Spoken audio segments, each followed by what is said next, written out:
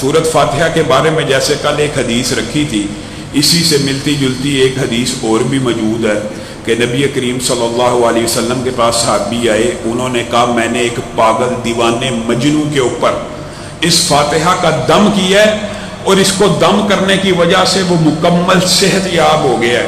تو نبی کریم صلی اللہ علیہ وسلم نے اس کو اجازت دی، وقاصی کو کم کریں، اس کو اجازت دی کہ اس کے بدلے میں وہ 100 بکریاں لے لے، اور 100 بکریاں نبی کریم صلی اللہ علیہ وسلم نے کہا دیگر کمائیوں سے اس کمائی کے نتیجے میں حاصل ہونے والی بکریاں بہتر ہیں۔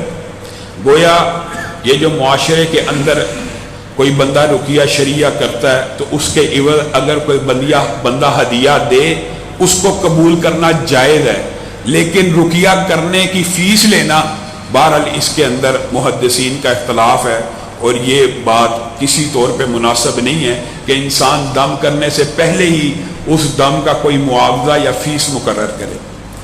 آگے چلیے، نبی کریم صلی اللہ علیہ وسلم نے ارشاد فرمایا یہ جو سورت بقرہ ہے اس کو پڑھنا باعث برکت ہے، اس کو چھوڑنا باعث حسرت ہے، اور کون سورت بقرہ نہیں پڑھ سکے گا؟ حدیث کے یہ الفاظ اہم ہیں، جو نکارہ بندے ہوتے ہیں، جو نلائق بندے ہوتے ہیں، وہ اس کو پڑھنے کی طاقت اور سکت کھو دیتے ہیں۔ آپ نے دیکھا ہوگا آج کل عصر حاضر میں بہت سے لوگ جادو کی شکایات، جنات کی شکایات، نظر کی شکایات، وسوسوں، وہم کی، اسیب کی، بد نظری کی، اس طرح کی مستقل شکایات کرتے ہیں۔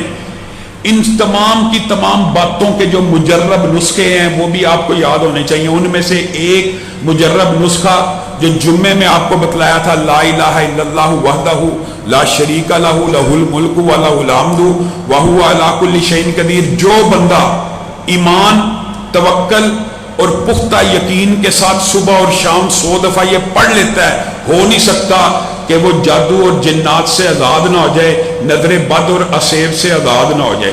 لیکن پڑھنا ہے، اور یہ نہیں کہ ایک ہی دن پڑھنا ہے۔ اچھا یہ بات بھی یاد رکھیے، ذکر کے اندر ایک بات بڑی اہم ہے، انسان ایک دن پڑھ کے ریلیف فیل کرے گا، 2 دن پڑھ کے، اور اگر اس کو چھوڑ دے گا نا پھر جادو، جنات اور اس طرح کے جو اثرات بد ہوتے ہیں وہ زیادہ تیز رفتاری سے اثر کرتے ہیں۔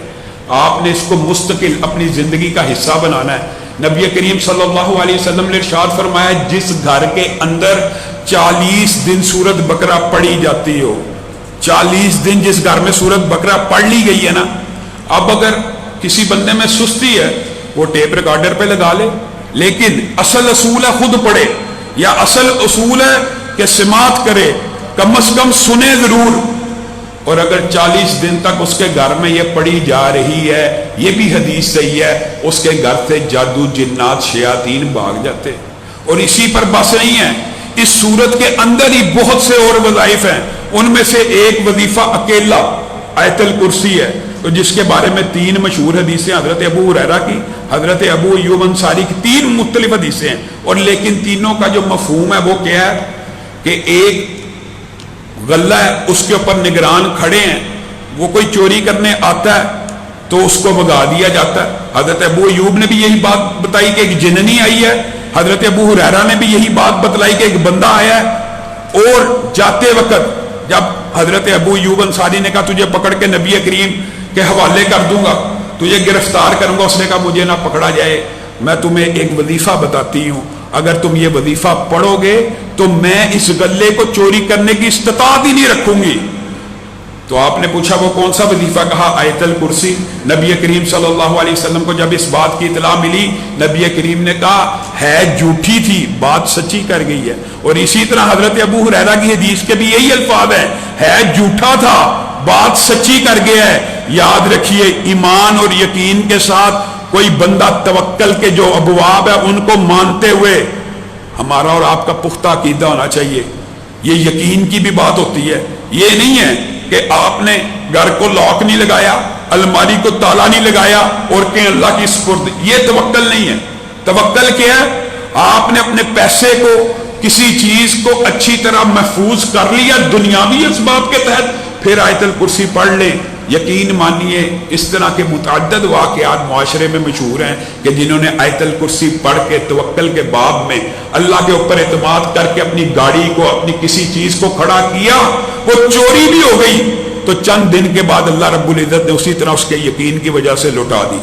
تو یہ حدیث صحیح ہے، جو بندہ اپنے مال کے اوپر آیت الکرسی پڑھتا ہے وہ مال اس کا کبھی تلف نہیں ہو سکتا، اور بالفرض اگر تلف ہو جائے اللہ دگنا کر کے واپس بھی لٹا دیتا ہے۔ اسی صورت کے اندر آخری دو آیات ہیں جن کو نور والی آیتیں کہا گیا اور جن کے بارے میں فضائل اس قدر زیادہ ہیں کہ نبی کریم بیٹھے ہوئے ہیں، کہتے ہیں آسمان کا ایک ایسا دروازہ کھلا ہے جو آج سے پہلے کبھی کھلا ہی نہیں، اور ایسا فرشتہ اترا ہے جو آج سے پہلے کبھی اترا ہی نہیں۔ وہ کیا کرنے کے لیے اترا ہے؟ کہا سورت بقرہ کی آخری دو آیتیں دینے کے لیے اترا ہے اور سورت فاتحہ کو لے کے اترا ہے۔ اور ایک حدیث کے یہ الفاظ ہیں کہ اللہ رب العزت نے زمین و آسمان کی تخلیق سے 2000 سال قبل ایک کتاب کے اندر ان دونوں آیتوں کو تحریر فرمایا، اور بڑی مقدس کتاب تھی۔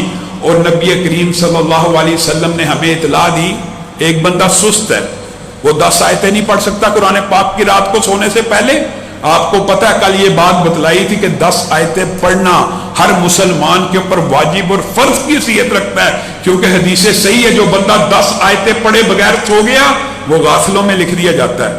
ہاں بعض استثناء ہوتے ہیں، کسی دن بندہ تھکا ہوا ہے نہیں پڑھ سکتا تو نبی کریم صلی اللہ علیہ وسلم نے کہا سورت بقرہ کی آخری 2 آیتیں پڑھ لیا کرے، وہ اس کے لیے کفایت کر جائیں گی۔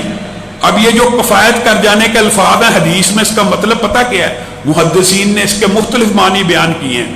بعض نے کہا کفایت کر جائیں گی کس بات سے؟ پوری رات کے قیام سے کفایت کر گئی، یعنی صرف 2 آیتیں پڑھی پوری رات کا قیام لکھ دیا گیا، صرف 2 آیتیں پڑھی ہیں، آج موعظتین نہیں پڑھی، آج آیت الکرسی نہیں پڑھی، کفایت کر گئی۔ اور کفایت وسیع اور عموم مفہوم رکھتا ہے کہ انسان کوئی اور چیز نہ کرے، صرف کم از کم یہ 2 آیتیں پڑھ لے، باقی تمام وظائف جو اس کے معمولات ہیں، کسی دن تھکا ہوا ہے صرف انہی 2 آیتوں پہ اکتفا کرتے ہوئے یہ پڑھ لے گا تو باقی سارے وظائف سے کفایت کر جائیں گے۔ اور یہ 2 آیتیں ہر بندہ مومن کو، ہر بندہ مسلم کو یاد ہونی چاہیے۔ اور جو دیگر ابواب ہیں جادو جنات کے حوالے سے سورت بقرہ کے اندر آیت الکرسی، یہ آخری 2 آیات، ان کے بارے میں الگ حدیث موجود ہے۔ کیا؟ وہ جو 40 دن کی پوری سورت بقرہ کے بارے میں حدیث ہے نا، نبی کریم صلی اللہ علیہ وسلم نے امت کے اوپر رحم کرتے ہوئے امت کی آسانی کے لیے ایک اصل میں جادو اور جنات کے علاج کا ایک طریقہ ہوتا ہے طویل، ایک ہوتا ہے انسٹنٹ ریلیف، فوری فائدہ، تاکہ انسان فوری ریلیف فیل کرے۔ اس کے لیے مجرد ترین نسخہ یہ ہے کہ ہر روز رات کو 3 دن تک آپ نے یہ 2 آیتیں پڑھی ہیں، آپ کو ابتدائی طور پہ جادو جنات کا جو بندہ ہے، نظر بد کا، وہم کا، اسیب کا، اس طرح کی باتوں کا شکار ہو چکا ہے، وہ ابتدائی طور پہ صرف 3 دن ان 2 آیات کی تلاوت کرے، ابتدائی ریلیف، انسٹنٹ ریلیف، اسی وقت اس کو افاقہ فیل ہوگا۔ اور نبی کریم صلی اللہ علیہ وسلم نے کہا صرف 3 دن پڑھنے کی وجہ سے شیاطین کم از کم اس کے گھر سے بھاگ جائیں گے۔ اس کے بعد پھر اپنا علاج مستقل شروع کرے۔ اور یہ بات یاد رکھیے، کلام اللہ سے علاج کرنے کے جو لوگ جن کا عقیدہ اور توکل مضبوط ہوتا ہے نا، ان کے لیے ایک بڑا مجرب نسخہ ہے، وہ کیا ہے؟ اعوذ بکلمۃ اللہ التامہ، اللہ رب العزت کے کلمات کی پناہ میں آنا۔ اعوذ بکلمۃ اللہ التامۃ من شر ما خلق، اس اکیلے وظیفے کے بارے میں حدیثیں موجود ہیں۔ اور بعض مجربات ہم نے لوگوں سے سنے ہیں، انہوں نے کلام حمید کی بجائے صرف اس وظیفے کو اختیار کیا، اس کے علاوہ کچھ پڑھا ہی نہیں، چونکہ اس کے اندر پورے کے پورے اللہ رب العزت کے کلمات کی پناہ ہے۔ اور حدیث کے لفظ کیا ہیں؟ جو بندہ یہ وظیفہ پڑھتے ہوئے کسی جگہ پہ آئے، اس کو مخلوقات میں سے کوئی چیز نقصان نہیں پہنچا سکتی جب تک وہ وہاں سے چلا نہ جائے۔ تو بندے کا معمول کیا ہونا چاہیے؟ بندہ گاڑی پہ بیٹھا ہے، 3 مرتبہ اعوذ بکلمۃ اللہ التامۃ من شر ما خلق پڑھا، اس نیت سے کہ سواری پہ چڑھتے ہوئے پڑھ رہا ہوں، اور سواری سے اترے پھر پڑھ لے، اس نیت سے کہ اب سواری سے اتر چکا ہوں، اللہ تیری زمین کے اوپر 3 مرتبہ اعوذ بکلمۃ اللہ التامۃ من شر ما خلق کر کے اتر رہا ہوں۔ یقین مانیے حدیث اور نبی کریم صلی اللہ علیہ وسلم کی بات سے زیادہ سچی پختہ بات کسی مولوی، کسی وظیفہ دینے والے، کسی پیر فقیر کی نہیں ہو سکتی۔ اس سے بہتر اور مجرب وظیفہ کون سا ہے؟ انسان دو حالتوں میں ہوتا ہے، یا وہ سواری کے اوپر ہوتا ہے یا وہ پیدل ہوتا ہے۔ آپ جب سواری پہ سوار ہوں، سواری کی دعا، سفر کی دعا کے بعد 3 مرتبہ اعوذ بکلمۃ اللہ التامات من شر ما خلق پڑھیے۔ جب سواری سے اتر جائیں 3 مرتبہ اعوذ بکلمۃ اللہ التامات من شر ما خلق پڑھیے۔ حدیث صحیح ہے، اس کو مخلوقات میں سے کوئی چیز نقصان نہیں پہنچا سکتے۔ یہ آپ نے اور میں نے اپنے زندگی میں لاگو بھی کرنا ہے، یہ صرف سنا نہیں۔ اور جہاں تک مجربات کا تعلق ہے، آپ حیران رہ جائیں گے۔ انسان لوگوں سے جو واقعات سنتا ہے، ہر بندے کے اپنے تجربات ہوتے ہیں اس حوالے سے، لیکن چونکہ قرآن کی آیتیں شفا کے باب میں انسان پڑھ سکتا ہے، اس لیے ان تجربات سے فائدہ اٹھانا ٹھیک ہے۔ یہ شرک نہیں ہے، اس کے اندر کوئی ایسی قباحت کی بات نہیں ہے، اللہ کی صفت ہے۔ اس کے ذریعے شفا حاصل کرنا، اس کے ذریعے سے اس کو بطور وسیلہ شفا کے لیے استعمال کرنا، یہ قرآن و سنت سے جائز ہے۔ اس لیے اگر کوئی بندہ آپ کو بتاتا ہے، اس کا تجربہ ہے کہ حالت حمل میں کوئی بندہ عورت سورہ مریم پڑھے، اس کو آسانی ہوگی تو پڑھ لینی چاہیے، کوئی حرج نہیں، نہ کوئی منع، کیونکہ یہ مجربات میں سے ہے۔ اسی طرح بعض آیتیں بعض بیماریوں کے حوالے سے معروف ہیں، ان کو یاد کرنا چاہیے۔ ہمارے اپنے مجربات، عینی شہادتیں چند آیتوں کے بارے میں، جس بندے کی اولاد نہ ہو رہی ہو، ایک عرصہ بیت چکا ہو، اولاد سے وہ محروم ہے، اولاد نرینہ سے اگر محروم ہو تب بھی، یا کلی طور پہ اولاد سے محروم ہے، ربی لا تذرنی فردا وانت خیر الوارثین، جو بندہ کثرت کے ساتھ، اور یہ جو کہا جاتا ہے نا کہ 313 مرتبہ پڑھے، یہ اس لیے کہا جاتا ہے تاکہ بندہ کثرت کو ٹچ کرے۔ یہ 313 عدد جو آپ کو بتلانے کا مقصد یہ نہیں ہوتا کہ یہ 313 کوئی سنت سے ثابت ہے، یہ صرف اس لیے بتایا جاتا ہے کہ کم از کم اتنا تو پڑھو ہر نماز کے بعد۔ جو بندہ کثرت کے ساتھ ربی لا تذرنی،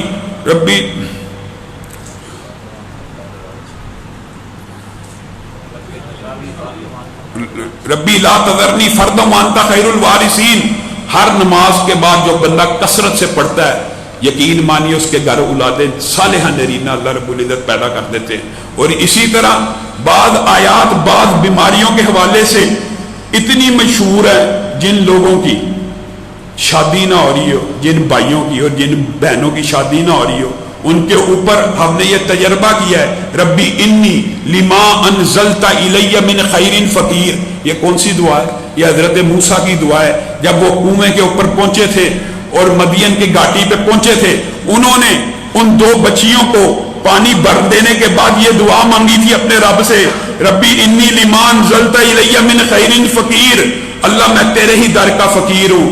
تو اللہ رب العزت نے کلام حمید میں کہا تھا کہ موسیٰ نے تو روٹی مانگی، ہم نے اس کے لیے روٹی پکانے والی کا بندوبست کر دیا۔ تو یہ جو مجربات ہوتے ہیں، ان کو اختیار کرنا، یہ ہر نماز کے بعد کوئی بچی یا بچہ جس کی شادی یا منگنی نہ ہو رہی ہو، وہ یہ پڑھے، اس میں حرج اور اعتراض کی بات کوئی نہیں ہے۔ قرآن پاک پورے کا پورا شفا اور اس کے ذریعے کسی بھی کام کے لیے قرآن پاک کو پڑھنا ثابت اور جائز ہے۔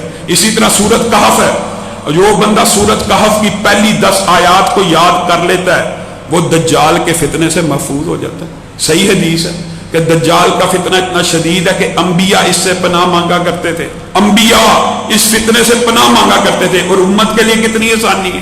سورت کہف کی پہلی 10 آیات یاد کر لیں، اللہ کی گارنٹی ہے، نبی کریم صلی اللہ علیہ وسلم کے ذریعے سے گارنٹی دی گئی ہے کہ وہ دجال کے فتنے سے محفوظ ہو جائے گا۔ اور سورہ کہف جو بندہ جمعے کے دن تلاوت کرتا ہے، اگلے جمعے کو پھر تلاوت کرتا ہے، اگلے جمعے کو پھر تلاوت کرتا ہے، یہ نہیں ایک جمعے تلاوت کی، اگلے جمعے نہیں کی، پھر اگلے جمعے پڑھ لی، نہیں، جو بندہ اس جمعے بھی پڑھتا ہے اگلے جمعے بھی پڑھتا ہے۔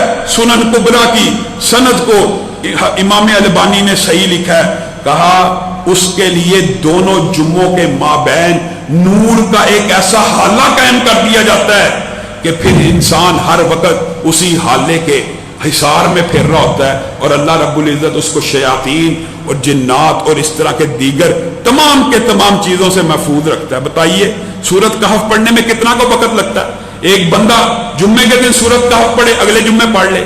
اور کچھ لوگ بے خوابی کا شکار ہوتے ہیں، نیند ان کی اڑ چکی ہوتی ہے، اور عمومی طور پہ جو لوگ بزرگ ہو جاتے ہیں وہ اکثر نیند کی شکایت کرتے ہیں، اس لیے بعض لوگوں نے یہ بات بھی لکھی ہے کہ جس بندے کو نیند نہ آتی ہو وہ کیا کرے، وہ 30واں پارہ کھولے، سورۃ نبا کی تلاوت کرنا شروع کر دے، سورۃ نبا اما یتساءلون سے پڑھنا شروع کر دے، ایک مرتبہ پڑھے نیند نہیں آ رہی، دوسری مرتبہ پڑھے نیند نہیں آ رہی، تیسری مرتبہ یہی سورت پڑھے۔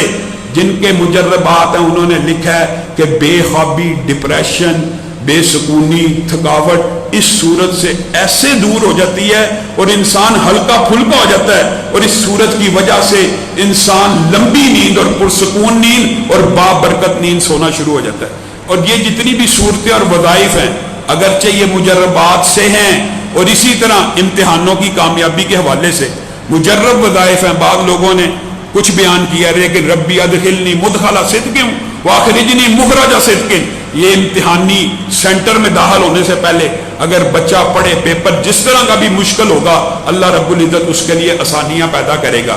اور اس طرح کے مجرب وظائف بعض لوگوں نے اور بھی لکھے ہیں، چونکہ یہ باب ایک طویل باب ہے اس لیے کسی کا یہ تجربہ کسی آیت کے بارے میں اس کو قبول کر لینے میں کوئی حرج نہیں۔ انہ علی رجعہ لقادر، یہ ایک ایسا وظیفہ ہے اگر انسانی جسم کا کوئی عضو تلف ہو گیا ہو، کوئی عضو ضائع ہو گیا ہو، بینائی جا چکی ہو، ہاتھ مدور ہو جائے یا کوئی عضو تلف ہو گیا ہو، اس کے لیے مجربات میں سے ہے انہ علی رجعہ لقادر، اللہ تعالیٰ ہر چیز کو لٹانے کے اوپر قادر ہے۔ اس طرح کی آیات کے اندر جو مجربات ہوتے ہیں نا ان کا مفہوم ان کے اندر پوشیدہ ہوتا ہے۔